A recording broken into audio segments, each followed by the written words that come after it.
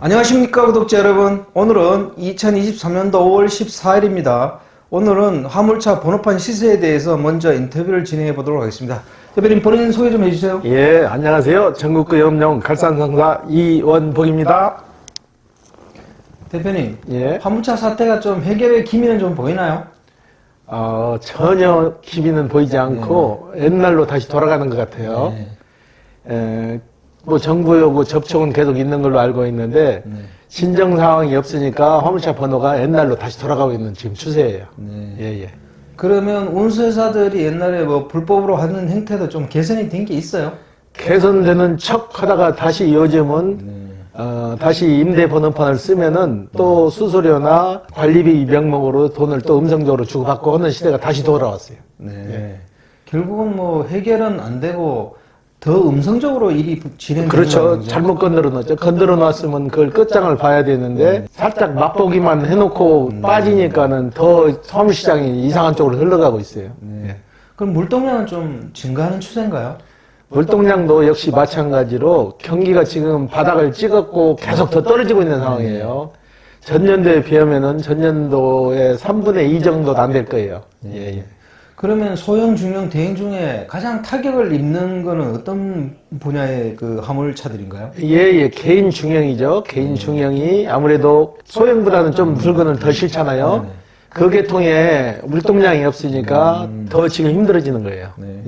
그럼 여기서 2023년도 5월 14일 화물차 번호판 시세에 대해서 구체적으로 설명 좀 해주세요. 개인 소형부터 말씀드릴게요. 개인 소형은 1.5톤 이하. 쉽게 말해서 봉고 1.2톤, 포터, 나보, 다마스, 스타리아, 렉스턴 칸, 이게 1.5톤 미만이거든요. 이거는 2,750으로 저번 주 거의 똑같아요. 똑같고, 그 다음에 개인 중형, 개인 중형은 1.5톤 이상 16톤까지. 우리나라에서는 1.5톤 차량이 없으니까 2.5톤부터 얘기하는 거예요. 2.5톤부터 16톤까지인데, 이것도 거래량이 좀 이제 한산해졌어요. 어느 정도 이제 재고 정리가 된 거예요. 사는 사람, 파는 사람이 어느 정도 균형이 맞고 그러니까 요즘은 다시 또 매기가 좀 줄어들고 이제 관망세로 또 돌아섰어요. 그리고 일반 대형도 큰 폭의 오름세나 내림세 없이 저번 주하고 동일합니다. 그러면 개인 중형은 지금 현재 이번 주 번호판 시세가 어떻게 돼요? 개인 중형은 2,700만 원 선에 거래되고 있습니다. 일반 대형은요? 일반 대형은 3,600에서 3,700 사이. 그러면 저번 주하고 비교해서 개인 중형이나 일반 대형 번호판 시세의 등락은 어떻게 돼요? 조금 빠졌다고 보죠. 개인 중형은 50만 원 정도 빠져서 2,700만 원 선. 그 다음에 일반 대형은 한 100만 원 정도 빠져갖고 3,700에서 3,800 선. 약간 이렇게 번호판 시세가 하락한 이유는 뭐 특별한 이유가 있어서 그런 건가요? 일단은 경기 침체죠. 경기 침체고 물동량이 전혀 없다 보니까 전년도에 비해서 수입이 떨어지니까 타시는 분들이나 파시는 분들이나 관망세로 돌아서 또 지켜보는 추세가 돌아온 거예요.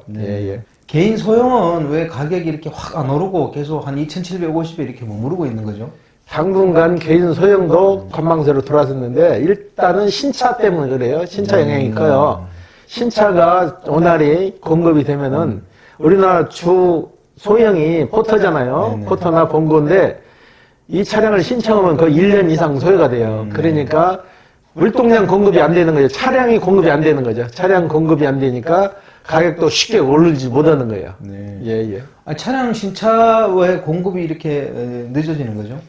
제조사에서 아마 반도체 문제 때문에 그 문제도 있고 수지 타산이 아무래도 화물보다는 승용 쪽이 많이 남으니까 화물을 좀 덜 생산하지 않나 제 생각은 그래요.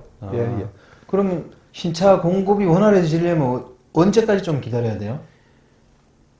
작년까지만 해도 좀 풀릴 기미가 보인 것 같았는데 올해 들어와서 다시 또 거의 빠르면은 10개월 정도, 늦으면 1년 정도 소요되는 걸로 알고 있어요. 지금도 1년 가까이 소요가 돼요? 그러면 대부분 화물하고 싶은 분들은 중고차로 시작하시는 건가요? 중고차로 시작하시는 분도 많고 새 차를 뽑아가지고 또 용도에 맞지 않아서 파는 분들도 있어요. 그것보다 쉽게 말해서 인판이라고 그러죠. 새 차 나와가지고 100km 미만. 그러니까 출고해서 매매센터까지 들어와 있는 기간. 그 키로수가 한 100km 정도를 감안하거든요. 그런 차들도 있어요. 앞으로 그러면 화물차 시장의 번호판 시세의 장기적인 전망은 어떻게 보고 계세요? 1톤 소형 같은 경우에는 조금 오를 전망이 보여요. 지금은 차량이 적체돼서 신차가 빨리빨리 출고가 안 되니까들 망설이는데 신차 출고만 된다면은 바로 오를 거예요. 1톤은 오르고 중형은 일단적으로 물동량이 많아야 되는데 물동량이 없으니까 당분간 추세를 지켜봐야 될 것 같아요. 당분간 오르지는 않을 것 같아요. 예. 대표님, 그 개인 소형이나 개인 중형 번호판을 개인이 다 구입할 수가 있는 거잖아요. 개인이 보유할 수 있는 대수는 개인 소형 한 대나 개인 중형 한 대밖에 보유를 못해요. 그러니까 1인 한 대밖에 보유를 못하는 거죠. 전에는 개인 소형 한 대, 개인 중형 한 대를 같이 보유할 수가 있었어요.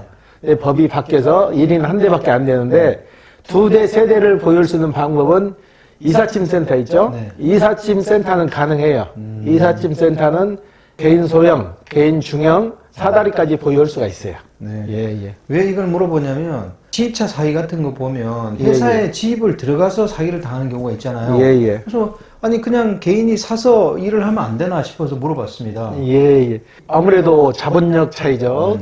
그만큼 2대, 3대를 보유하려면은 돈이 많이 들어가잖아요. 한 대도 비싼데 2대, 3대 하려면 그래서 지입번호를 빌려 쓰는 현상이라고요. 예. 그때 얘기하다시피 완제 이게 사기가 많다 그랬잖아요. 예. 이 완제의 문제점에 대해서 좀 한번 설명 한번 해주십시오. 일반 소비자분들은 완제 500, 완제 1000이라면 그 금액만 보시는 거예요. 일하는 방법이나 실질적으로 무슨 일을 하는지도 모르고 완제 500만원, 완제 1000만원이면 그 금액에만 현혹되는 거예요. 완제라는 거는 비용을 재은 금액을 완제라고 그러는데 무슨 일을 해서 그 돈을 가져가는지 그 실상을 모르면서 덜컥 계약을 하고 완전 1000만원이니까 1000만원 금액 크잖아요. 거기에 현혹돼서 넘어가는 거예요. 실질적으로는 그 1000만원을 가져오려면 몇 시간을 일을 하셔야 되겠냐고. 예. 그 완제라는 거 용어 좀 설명 한번 해주십시오. 예, 완제라는 것은 쉽게 말해서 보험료, 유류세, 비용을 다 뺀 순수히 가져갈 수 있는 돈. 예, 그걸 완제라고 합니다. 예. 그러면 왜 그런 지입차 사기가 끊이질 않는 거죠? 일단은 지입사들도 자기 가지고 있는 번호판을 활용을 해야 되잖아요. 거기에 이제 일자리를 묶는다고. 일자리를 쉽게 말해서 500만 원 벌이가 되는 일자리 있다 하면은 그 일자리를 붙어갖고 그 지입을 주는 거예요. 차하고 남바하고 같이 임대 형식으로 줘가지고 그 지입료를 받는데 실질적으로 그 지입료를 받는 그 일거리가 쉽게 말해서 완제 500만 원이다 하면 그 500만 원 가치를 하는 일자리를 줘야 되는데 실질적으로 가서 적응도 못하고 적응을 해서 일을 해야 그 돈이 돌아오는데 적응을 못할 정도로 일을 줘요. 그러니까 못 견디고 다시 나오는 거예요. 1000만 원 보장해준다고 완제해서 갔는데 실질적으로 돌아오는 것은 1000만 원을 벌려면은 사람이 8시간 이상 노동을 하면 힘들잖아요. 12시간, 13시간, 14시간 그 일을 해야 그 맞출 수 있는 물동량이라고. 그 물동량을 갖고 그게 하루 이틀에서 끝나는 문제가 아니잖아요. 그러기 때문에 적응을 못하고 나오면은 집사들은 좋다고 그러죠. 그 번호를 다시 또 제3자한테 또 돌려팔잖아요. 예, 그런 악순환이 계속되는 거예요. 예. 일 안 주는 것도 문제지만 사람이 견딜 수 없을 만큼 일을 줘가지고 계약을 위반하게 만드는 것도 그렇죠. 좀 포기하네요. 포기하게 만드는 거죠. 예. 대표님이 여기서도 화물차 거래를 하시는데 지입차 뭐 이렇게 연결하시거나 그러진 않나요? 저희는 지입차 자체를 취급을 하는데 무슨 문제 때문에 그러냐 그러면은 아무래도 보증금이나 수수료 문제 때문에 그래요. 저희는 지입차주들한테 보증금이나 수수료를 받지 않고 단순히 알선만 해드리는데 계약이 종료되면은 지입차주분들은 저희한테 오셔갖고 너희하고 계약할 때 보증금 수수료를 너한테 줬으니까 내놔라 그러는데 저희는 그 돈을 절대 받지 않습니다. 주선사나 지입차주 회사에서 받는 거지 저희가 알선해주는 사람들이 받는 게 아니에요. 근데 나중에 계약이 종료돼서 그 회사에서 못 받으니까 저희한테 와서 청구를 하는 거예요. 너희가 알선을 했으니까 너희가 책임을 져라는 식이에요. 그래서 아예 저희는 취급은 안 해요. 그런 문제가 있겠네요. 예. 아니, 항상 보면 뭐 일간지나 이렇게 뭐 잡지, 광고지 보면 완제 그런 게 엄청나게 광고가 올라오더라고요. 그렇죠. 벼룩시장이나 네. 뭐 알림박이나 이런 데 보면은 완제 1,000만 원, 네. 완제 700만 원 그런 광고 많이 올라오죠. 네. 그런 광고 보고 가시면은 99.9%가 다 사기예요. 네. 쉽게 말해서 1,000만 원 벌 수 있는 일자리를 그렇게 손쉽게 주겠어요? 네. 자기네들이 하지? 예, 예. 그러니까 급한 마음에 그냥 갔다가 예, 예. 그런 사기 당할 수가 있다는 거냐, 그죠? 예, 그렇죠. 그러면 그걸 예방하려면 또 어떻게 해야 돼요? 일단은 그 회사 가서 계약부터 하지 마시고 그 회사에서 배송하는 물건이 뭔지 물동량은 얼마나 되는지 기존에 하시고 있는 기사분들 있잖아. 네네. 그 기사분들한테 조언을 구하면 그게 가장 정답이에요. 실질적으로 하시는 분들한테 얼마나 수익이 돼요? 그러니까 키로수는 얼마나 뛰고 무슨 일을 하는가? 그러면 그 기사분들이 자기가 같은 동료의식이 있는데 그 사기 당하라고 그렇게 알려주겠어요? 뭐 오지 말라든가 뭐 어떤 조건을 얘기할 거 아니에요. 그러면 그 조건에 본인이 합당하면 하는 거고 그렇지 않으면 안 하시는 게 좋은 거죠. 예, 예. 그건 그렇고 이제 앞으로 물동량이 이렇게 많이 없으면 예, 예. 그럼 번호판 가격도 이렇게 하향을 그려야 되는 거 아닌가요? 예. 하향을 그리는 게 맞는데 이건 생계형이에요. 1톤 미만 소형은 생계형이기 때문에 물동량이 없더라도 그 자본 갖고 쉽게 할 수 있는 사업이 없잖아요. 그러니까 울며 겨자며 기술로 이어 나가는 거예요. 1톤 중에도 윙바디라든지 뭐 특수 차량들이 있는데 그렇게 하는 이유가 뭐예요? 선진국으로 갈수록 융바디 추세거든요. 지금 말해서 이제 공항이나 이런 데 가면 거의 융바디로 배송을 하는데 융바디는 물건이 일단은 상하차가 편하고 네. 그리고 고가품 제품이 분실 우려가 없잖아요. 네.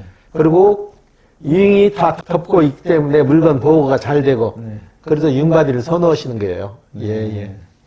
오늘 인터뷰 감사드립니다. 예. 구독자 여러분, 2023년도 5월 14일자 화물차 번호판 시세를 알아봤습니다. 뭐 크게 해결의 실마리는 보이지 않고 화물차 사태가 뭐 그냥 유야무야 또는 흐지부지 되는 느낌입니다. 그리고 번호판 가격도 어느 정도 회복은 했는데 물동량이라든지 여러 가지 이유로 아직 과거의 그런 시세를 완전히 회복하지는 못했네요. 호화제는 다음 주에 또 다른 주제로 구독자 여러분 찾아뵙겠습니다. 안녕히 계십시오. 호화제였습니다.